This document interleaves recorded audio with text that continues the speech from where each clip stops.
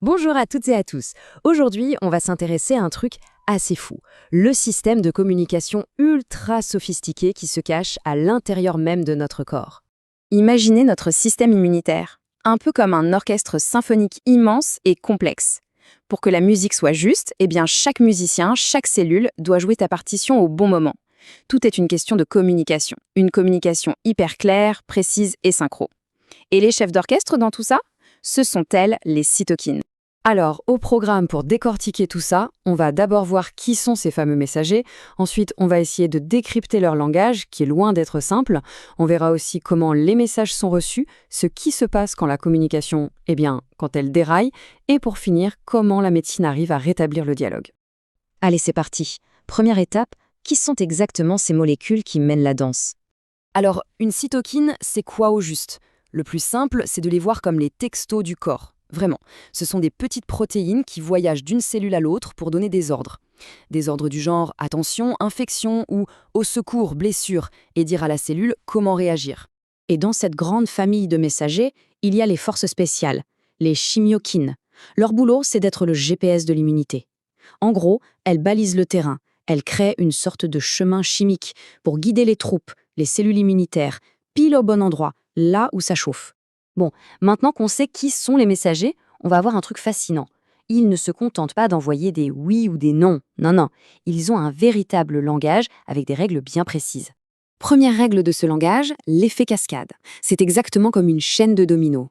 Une première cytokine donne un ordre, la cellule qu'il reçoit se met à produire d'autres cytokines, qui à leur tour vont activer d'autres cellules, et hop, une toute petite étincelle peut déclencher une immense réaction. Deuxième concept, la pléiotropie. C'est un peu comme un mot qui aurait plusieurs sens. La même cytokine, le même message, peut être interprété différemment selon la cellule qu'il reçoit. À l'une, elle va dire « multiplie-toi » et à sa voisine, elle dira « spécialise-toi ». C'est incroyablement efficace. Le système est aussi super bien fait, il a des plans B. C'est ça, la redondance. Si une cytokine est manquante, on ne fait pas son job, pas de panique, une autre peut prendre le relais et délivrer quasiment le même message. C'est une sécurité, pour être sûr que les ordres importants passent toujours. Ensuite, il y a la synergie. Là, c'est l'esprit d'équipe. Quand deux cytokines différentes travaillent ensemble, le résultat n'est pas 1 plus 1 égale 2. Non, c'est plutôt 1 plus 1 égale 10. Leur effet combiné est démultiplié, bien plus fort que la simple somme des deux. Et bien sûr, pour que tout ça ne parte pas en vrille, il faut un moyen de calmer le jeu. C'est l'antagonisme. En gros, certaines cytokines agissent comme des freins. Elles sont là pour dire « stop », pour annuler le message d'une autre cytokine. C'est crucial pour éteindre l'inflammation une fois que la menace est passée. Ok, donc on a des messagers qui parlent un langage complexe. Mais comment est-ce que les cellules écoutent? Comment le message est-il reçu? C'est ce qu'on va voir maintenant. Alors, c'est assez simple en fait. C'est le principe de la clé et de la serrure. Chaque cytokine, c'est une clé unique. Et pour qu'une cellule puisse recevoir son message, elle doit avoir la bonne serrure, c'est-à-dire le bon récepteur, à sa surface. Pas de récepteur, pas de message. Et ça se passe en 3 étapes. Très logique. 1. La liaison. La clé entre dans la serrure. 2. La transduction. Ça déclenche une alarme, une chaîne de réaction à l'intérieur de la cellule. Et 3. La transcription.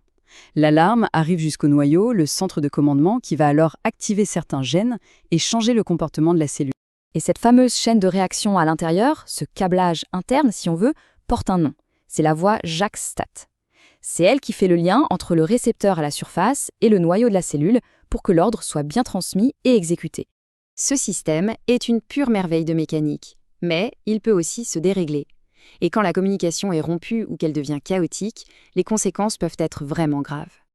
En gros, il y a 2 types de problèmes. Soit c'est le grand silence, un déficit, plus assez de messages qui passent, soit, au contraire, c'est l'exagération, un bruit assourdissant, beaucoup trop de messages en même temps qui saturent tout le système.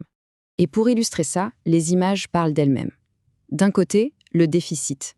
C'est le cas tragique de David Vedder, l'enfant bulle, dont le système immunitaire était quasiment muet. Sans cytokine pour donner l'alerte, son corps était sans défense. Et de l'autre côté, l'excès. Le psoriasis. Là, c'est un déluge de cytokines pro-inflammatoires qui crient en permanence, provoquant ces lésions cutanées. Et ce trop-plein de communication, cette tempête de cytokines, peut causer des dégâts terribles. Ça va de l'inflammation chronique à des choses encore plus graves comme le choc septique, la destruction de nos propres tissus. C'est aussi à l'origine de nombreuses maladies inflammatoires de l'intestin ou de maladies auto-immunes, où le corps, en gros, s'attaque lui-même. Heureusement, face à ces problèmes, la médecine a commencé à trouver des solutions. On va voir maintenant comment on peut intervenir pour, en quelque sorte, réparer la conversation. Et c'est là que ça devient passionnant. La stratégie est double. S'il y a un manque, comme dans l'anémie, on peut tout simplement administrer la cytokine qui fait défaut. Et s'il y a un excès, comme dans la polyarthrite rhumatoïde ou le psoriasis, on fait l'inverse, on utilise des médicaments, des inhibiteurs, qui vont venir bloquer spécifiquement les cytokines qui posent problème pour calmer le jeu. Ce qu'il faut vraiment retenir, c'est ça. Comprendre ce langage des cytokines et apprendre à le moduler, c'est tout simplement un des piliers de la médecine d'aujourd'hui. C'est une véritable révolution. Au final, tout se résume à ça. La mission de ce réseau, c'est de permettre au corps de communiquer clairement, de façon précise et synchronisée. C'est la condition sine qua non pour rester en bonne santé. Et ça nous amène à une question vertigineuse pour le futur. Maintenant qu'on commence à pouvoir éditer ces messages, à réécrire ces conversations internes, quelles nouvelles histoires allons-nous choisir de raconter pour notre santé? La question reste ouverte. Merci de nous avoir suivis.